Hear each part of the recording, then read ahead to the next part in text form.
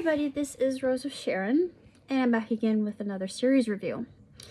I just recently watched Blark and Son, which is totally done with puppets, and one of my friends actually made this comment on Facebook and said, "It looks British." I said, "It's not British." Though, yeah, it does look oddly British. No, it's American made. And there were only 3 seasons of it, but I think it was canceled. I just don't think it was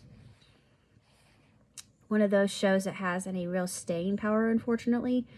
It has a good heart behind it, even though it's completely random, completely spontaneous. I think the puppet thing kind of turns some people off because people have seen Super Adventure Team or Crank Yankers and they don't want more of the same. Excuse me. But personally, I liked it because you've got the overly protective, doting, maybe a little bit unhinged, well, definitely unhinged dad who means well. All he wants to do is bond with Son.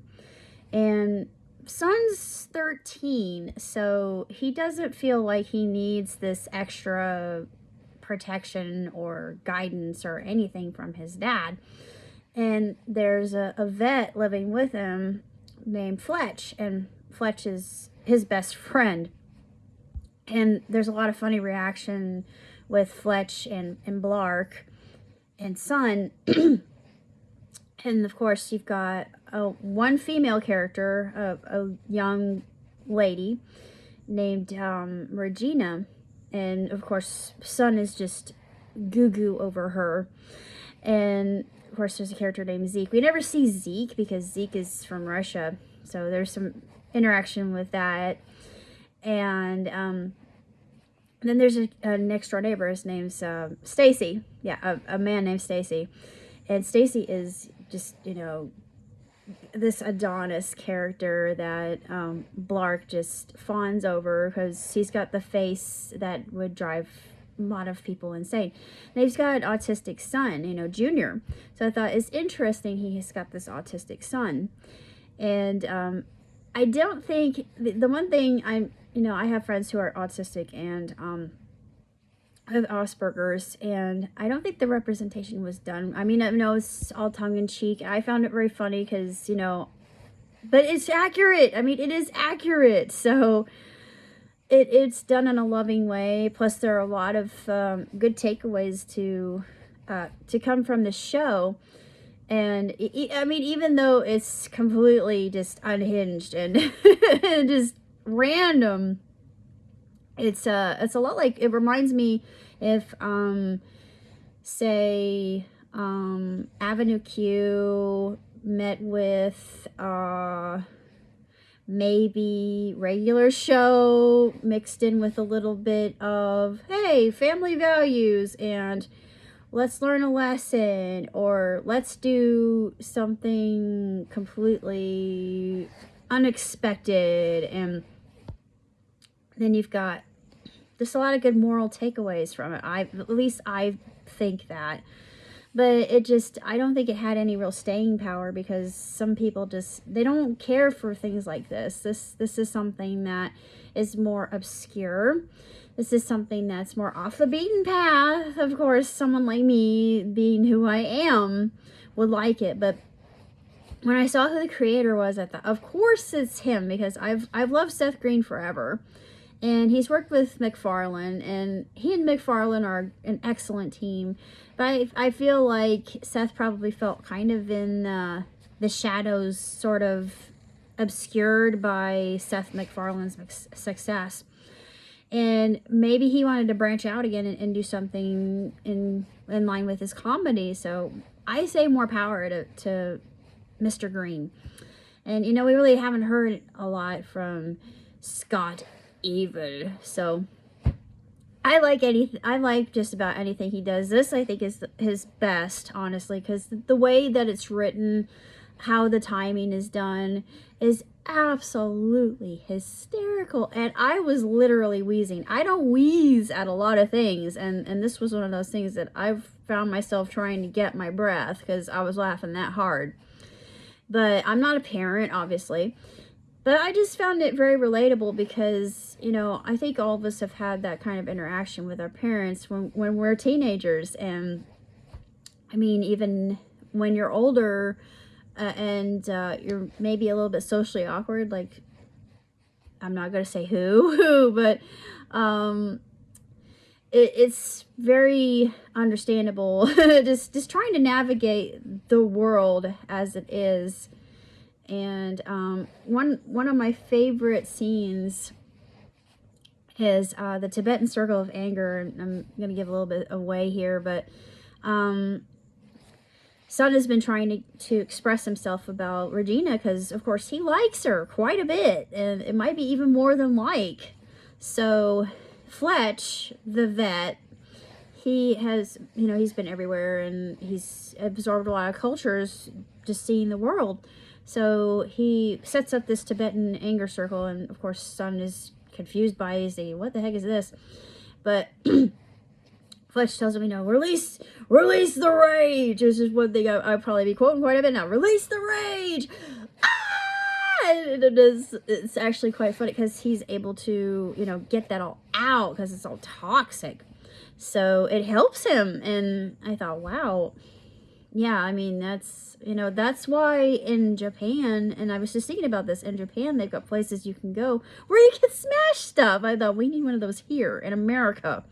And they have one in California. The Game Grumps actually capitalized on this, and I was just a tiny bit jealous because I thought, you know what, I need to do that because there are times where I have a bad temper problem.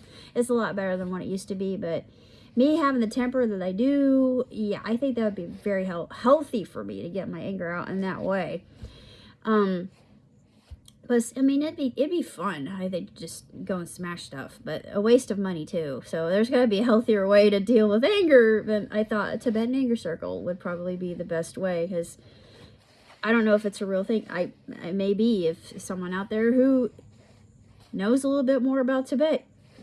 That seems kind of contradictory, because the Tibetan people seem very, you know, grounded and rational and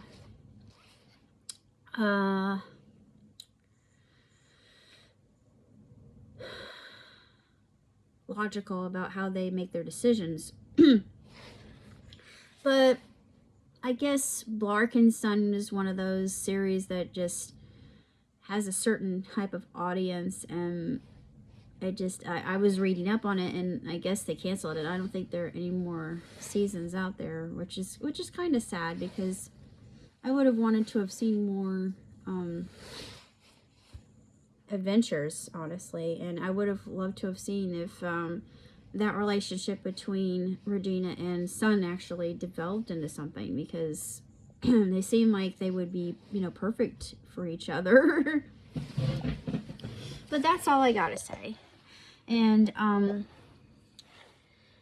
other than that, yesterday was a day of just rest and relaxation.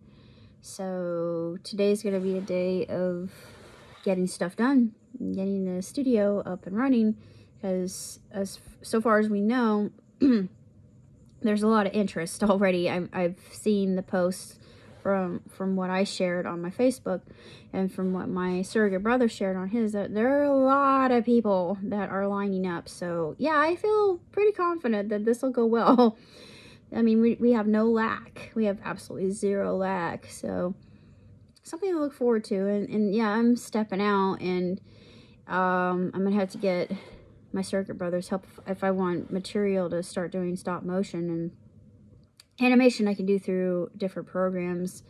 I think Crit is the one that my friend Jessie actually mentioned a long time ago, and I may have to look into that one as onion peel. So yeah, I think most of them do, but that was the one that he said is the best. So if anybody out there who's a true animator who can kind of clue me in and let me know which is best, just leave a comment below. But Other than that, I don't know what else will be happening. I'm kind of hoping I get to go to a convention this year. So fingers crossed. I was thinking I haven't been able to well, I did, but I didn't have the rainbow wig to complete the look. But I wanted to go as Natsumi from Pretty Cure, Pretty Tropical Cure Rouge, or Nobara from Jujutsu, or I could go as Rim from ReZero, because I have personality like those three characters. So I think Rim would probably be the most fun to cosplay. But I'm not for sure, honestly, which would suit me better. Nobara probably would, because I look a lot like Nobara, except I'd have to have shorter hair. I'd have to wear a wig. Almost look exactly like Nobara. But that's basically all I have to say. So until next time, live long, prosper. Ciao, tutti.